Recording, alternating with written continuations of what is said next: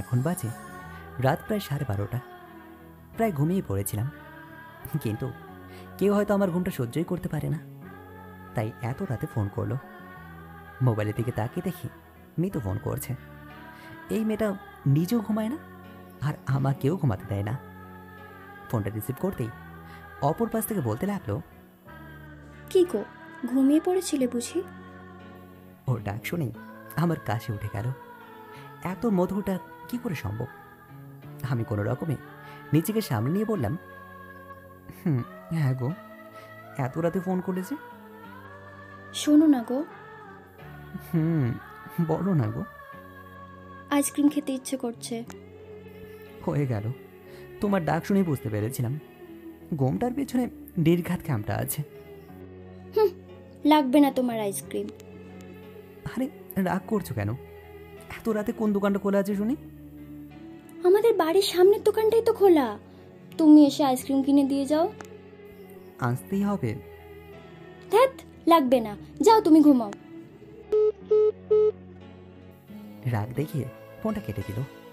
আরে ভাই, বাড়ির কাছাকাছি প্রেম করলে এই এক ঝামেলা, কিছু হলেই ফোন করে ডাকবে।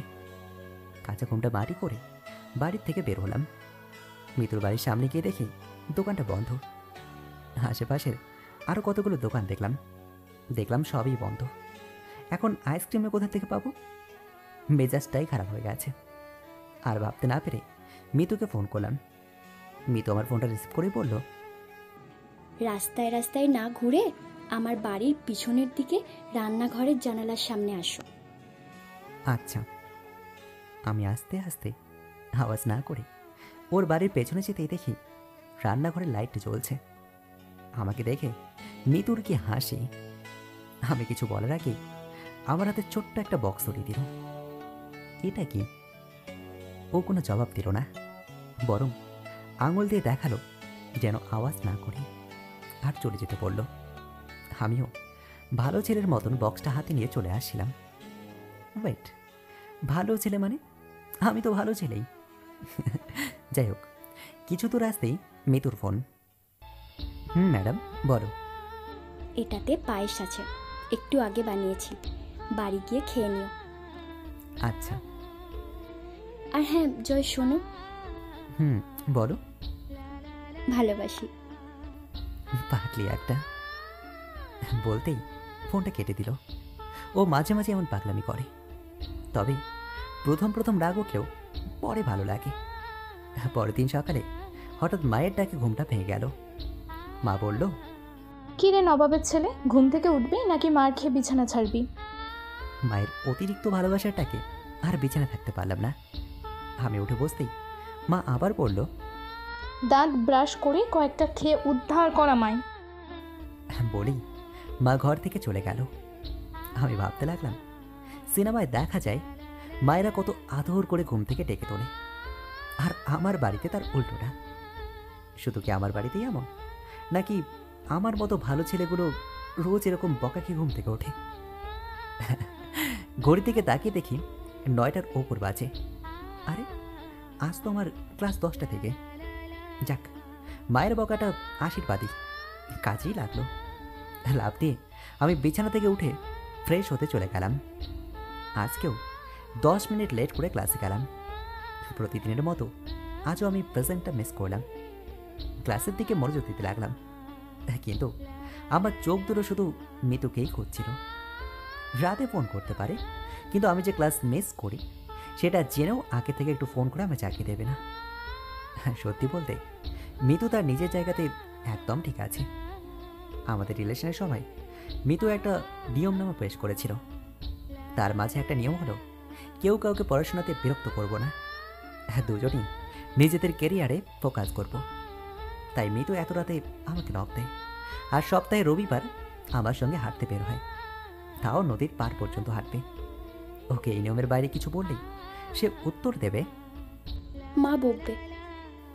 প্রায় 4টা ক্লাস শেষ করে রুম থেকে বের হয়ে মাঠের আম গাছের নিচে বসে আছি, কারণ ক্লাস শেষ করে এখানে আমরা আধা ঘন্টা বসে গল্প করি। যেই কথা সেই কাজ। মিতুও আমার পাশে এসে বসলো। ও আমার মুখের দিকে তাকিয়ে আছে, হয়তো আমার মুখ থেকে কিছু একটা শুনতে চাইছে, তাও ওর মনের মতন কোনো কথা। জানো মিতু, কালকের পায়েসটা না দারুণ ছিল। বলতেই ম্যাডামের মুখে হাসি ফুটে উঠল। ওকে আমি একটু হলেও বুঝি। ওই, তুমি প্রতিদিন এত লেট করে ক্লাসে আসো কেন? নিজের কেরিয়ারের কথা কি ভুলে গেছো? সরি গো, কালকে থেকে আমি আর এই বলতে করবো না। আমি নিজেই ঠান্ডা উত্তর দিলাম, কারণ ওর সঙ্গে উল্টাপাল্টা কথা বাড়ানো যাবে না, নয়তো লম্বা সময় ধরে ঝগড়া চালিয়ে যাবে। এভাবেই দুজনে অনেকটা সময় গল্প করে এবার দুজনেই বাড়ির দিকে পা বাড়ালাম। ঠিক এভাবেই আমাদের দিনগুলো খুব ভালো যাচ্ছিল। কখনো কোনো ঝগড়াই আমাদের মাঝে চিরস্থায়ী হয় না, তবে একটা কথা হয়তো সত্যি, যে অতি সুখ বেশি দিন কবলে টেকে না। আমাদের বেলাতেও তাই হলো। আজকাল মৃদু অল্পতেই রেগে যাচ্ছে আর ঝগড়া করছে। ওর কাছে কিছু জানতে চাইলেও ও সব এড়িয়ে যায়, মোবাইলটা বন্ধ করে রাখে। তাছাড়া ক্লাসেও ঠিক মতন আসে না। আমি বুঝতে পারছি না কি হলো যে মিতু আমাকে এইভাবে এড়িয়ে চলছে। হঠাৎ কিছুদিন পর একদিন রাতে হঠাৎ করে মিতু ফোন করলো। মনে মনে ভাবলাম আজ হয়তো সবই বলবে, আর হয়তো ঝগড়া করবে না। আমি ফোনটা রিসিভ করেই বললাম, হ্যাঁ মিতু শোনা, বলো। বেশি কথা বলার ইচ্ছা নেই। আগামীকাল সকাল 9টায় আমার বাড়ির সামনে এসো, তোমাকে নিয়ে এক জায়গায় যাব। কি হয়েছে তোমার? এমন করছো কেন তুমি? বাই, কাল সময় মতো চলে এসো। রাখলাম। আমি কিছু বলার আগেই সে ফোনটা কেটে দিল। আমি আজকাল ওকে চিনতেই পারছি না। একটা মানুষ হুট করে এতটা পরিবর্তন কি করে হতে পারে? সকাল ঠিক 9টায় মিতুর বাড়ির সামনে দাঁড়িয়ে আছি। আজকে ম্যাডাম শাড়ি পরে বের হয়েছে, ভালো লাগছে। তবে চোখে মুখে এ কি অবস্থা হয়েছে, দেখেই তো অনেক অসুস্থ লাগছে। মিতু একটা রিক্সা নিয়ে একটা জায়গার নাম বলল। আমরা দুজনেই রিক্সায় উঠে বসলাম। আমি যে মিতুকে চিনতেই পারছি না। যে মেয়ে বক বক করে আমার মাথা খেয়ে ফেলতো, আজ তার এত পরিবর্তন কেন? মিতু, কি হয়েছে তোমার? কিছু হয়নি, চুপচাপ থাকো তো একটু। আমিও আর কিচ্ছু করিনি। ওকে দেখি আমার কেমন যেন অসুস্থ মনে হচ্ছে। আমি এখন যদি কথা বলে ওকে আরো রাখিয়ে দিই, তাহলে ও আরো অসুস্থ হয়ে পড়বে। প্রায় 20 মিনিট পর রিক্সা একটা অনাথ আশ্রমের সামনে এসে থামলো। সে আমাকে রিক্সার ভাড়াটা পর্যন্ত দিতে দেয়নি।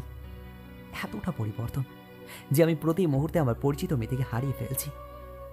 দুজনেই আশ্রমের ভেতরে যেতেই অনেকগুলো বাচ্চা এসে মেয়েটাকে জড়িয়ে ধরল। ও তাদের সাথে এতটাই মিশে আছে যে মনে হচ্ছে মিতু তাদের মাঝেই একজন। আজ অনেকদিন পর মিতুকে হাসতে দেখছি। আমি দূরে দাঁড়িয়ে আপন মনে সেই পুরনো হাসি দেখতে লাগলাম। মিতু তাদের থেকে বিদায় নিয়ে আমার কাছে আসলো। আমি কিছু বলার আগেই ও বলতে লাগলো, আমি এখানেই ছোট থেকে বড় হয়েছি।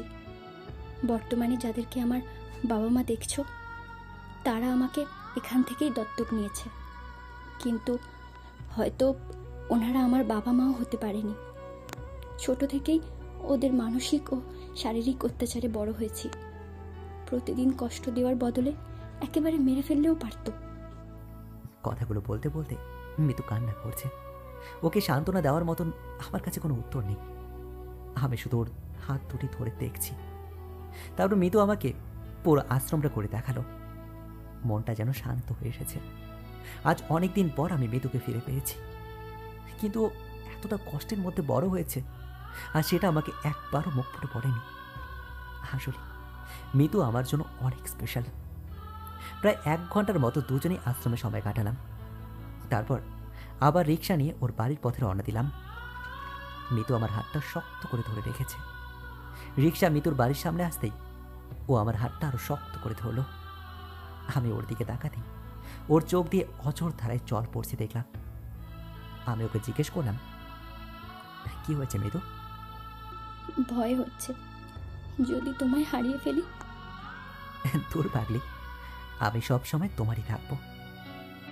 অনেক ভালোবাসি তোমায়।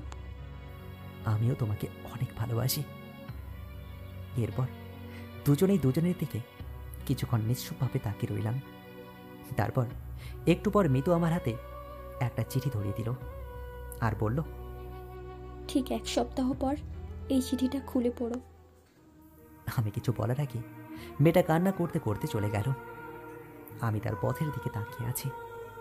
আমি পুরনো মিতুকে কাছে পেয়ে খুশি হব নাকি ওর মনের এত কষ্ট শুনে কষ্ট পাবো, আমি কিছুই বুঝতে পারছি না। বাড়ি ফিরে আমি মিতুকে ফোন করতেই ওর মোবাইলটা বন্ধ বলছে। হয়তো ফোনে চার্জ নেই, এটা ভেবে আর ফোনও করিনি। আজ রাতেও ম্যাডামের কোনো ফোন আসেনি, বরং মোবাইলটা সুইচ অফই আছে। একটু চিন্তা হচ্ছে। সকালে ঘুম থেকে উঠে আজ তাড়াতাড়ি ক্লাসে গেলাম। আজ ক্লাস শুরুর 15 মিনিট আগে আমি চলে এসেছি। অনেকক্ষণ ধরে ম্যাডামের জন্য ওয়েট করছি। যখনই কেউ ক্লাসে প্রবেশ করছে তখনই আমার মন বলছে এই বুঝি মিতু আসলো। একটু পর ক্লাসটাও শুরু হলো, কিন্তু মিতু আসলো না। জানিও ক্লাসে নেই, তারপরও ওকে চারপাশে খুঁজে চলেছি। এভাবেই দেখতে দেখতে আজকে 1 সপ্তাহ পার হয়ে গেল। কোথাও ওর কোনো খোঁজ পাইনি। মনের ভেতর একদম যেন মরুভূমির মতো হচ্ছে। মেয়েটা আমার সবটা চলেছিল, আজ কেন আমি ওকে খুঁজে পাচ্ছি না। হঠাৎ মিতুর মামাতো ভাই বিজয়ের কথা আমার মনে পড়ল। তাই আর কিছু না ভেবে সঙ্গে সঙ্গে আমি বিজয়কে ফোন করলাম। বিজয়, গত 4-5 দিনে কি মিতুর সঙ্গে তো দেখা হয়েছে? হুম, না তো। ওর সাথে আমার গত 1 মাস ধরে কোনো দেখা সাক্ষাৎ হয়নি। কেন, কিছু হয়েছে কি? না রে, তেমন কিছু না। আসলে গত 1 সপ্তাহ যাবৎ ওর সঙ্গে আবার কোনো যোগাযোগ হয়নি তো। তোর বাড়ি তো ওদের বাড়ির কাছেই, ওদের বাড়ির কাছে গিয়ে একবার খোঁজ নিয়ে দেখ। আমি গিয়েছিলাম রে, কিন্তু কেউ কিছু বলতে পারছে না। আমি যেদিন ওর সঙ্গে দেখা করেছি সেদিনই নাকি সবাই তাকে শেষবারের জন্য দেখেছে। ও আচ্ছা। আচ্ছা, রাখছি, হ্যাঁ, ভালো থাকিস। এই বলেই আমি ফোনটা রেখে দিলাম। হঠাৎ মনে পড়ল তার রেখে যাওয়া চিঠিটার কথা। তাই কলেজ থেকে বাড়ি ফিরে আমার রুমের দরজাটা বন্ধ করে দিয়ে চিঠিটা খুঁজতে লাগলাম। অবশেষে চিঠিটা পেয়েও গেলাম। তারপর সেটা পড়তে শুরু করলাম। আমি বাড়িতে নেই প্রিয়। আমি বাড়ি ছেড়ে অনেক দূরে চলে এসেছি। আজ হয়তো তুমি আমাকে খুঁজছো, সব কিছুতেই আমাকে খুঁজতে চাইছো, কিন্তু আজ আমি তোমার থেকে অনেক দূরে আছি, যেখান থেকে কেউ আর ফিরে আসে না। কিন্তু তুমি চাইলে আমাকে অনুভব করতেই পারো। ওই দিন তোমার হাত শক্ত করে ধরেছিলাম, কারণ আমি জানতাম আমি আর বেশি দিন বাঁচব না। ছোটবেলায় আমাকে যারা দত্তক নিয়েছিল তারা একদিন রেগে গিয়ে আমার মাথায় অনেক জোরে আঘাত করে, আর আস্তে আস্তে বড় হওয়ার সাথে সাথে আমার ব্রেন ড্যামেজ হতে থাকে। ডাক্তার আমাকে মাত্র কয়েকদিনের অতিথি জানানোর পর আমি তোমার সাথে কথাবার্তা বন্ধ করে দিই, যেন তোমার মন থেকে আমি দূরে যেতে পারি। যদি ভুল করেও তোমার মনে একটুও কষ্ট দিয়ে থাকি তাহলে আমাকে ক্ষমা করে দিও। তোমার কাঁধে মাথা রেখে 1 কাপ চায়ে আর সূর্যোদয় দেখা হলো না। জানো, আমি একটু পরপর সব ভুলে যাচ্ছি, ভিতরে অনেক যন্ত্রণা হচ্ছে। তোমাকে ভুলতে চাই না, আমি অনেক ভালোবাসি তোমাকে। এপারে না হোক পরপারে যেন তোমার হাতটা আমার হাতে পাই। ভালোবাসি প্রিয়। ইতি, তোমার ম্যাডাম মিতু। চিঠিটা পড়ে আমি যেন মুখ দিয়ে আর কোনো আওয়াজই করতে পারছি না, শুধু চোখ দিয়ে জল পড়ছে। শুধু একটা কথাই মনে হচ্ছে, ওই দিন বিদু যাওয়ার সময় আমার হাতটা শক্ত করে ধরে রেখেছিল। ওই দিন আমি ওর হাতটা না ছাড়লেই পারতাম। কিছু প্রিয় মানুষ কেন না বলে এভাবে হারিয়ে যায়। আগে জানলে আরো শক্ত করে জড়িয়ে ধরে রাখতাম। মনে মনে বললাম, আসলেই তুমি অনেক বড় স্বার্থপর মিতু। চলে যাওয়ার আগে একটি বারও আমাকে বুঝতে দিলে না যে আর কোনো দিন তোমাকে খুঁজে পাবো না। আসলে কি জানো তো মিতু, প্রিয় মানুষকে হারানোর কষ্টটা সেই বোঝে যে একদিন তার প্রিয় মানুষটাকে হারিয়েছে। যেখানেই থাকো ভালো থাকো মিতু। শেষবারের মতো আমি শুধু একটা কথাই বলবো, তুমি তুমি সত্যি খুব স্বার্থপর মিতু, খুব স্বার্থপর।